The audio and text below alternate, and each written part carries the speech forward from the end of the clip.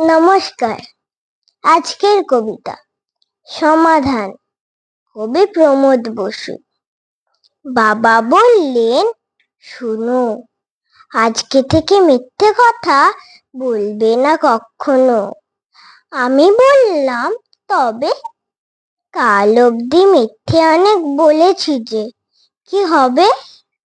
বাবা বললেন, বেশ, যে মুহূর্তে করলে স্বীকার, মিথ্যে হলো শেষ। মা বললেন, শোনো, চোখটা বুঝে 1 থেকে 100 অব্দি গোনো। আমি বললাম, মা, সামনে কিছু না থাকলে গুনতে পারবো না। বাবা বললেন, শুনে, সংসারে মা একাই 100, তাকেই দেখো গুনে। নমস্কার।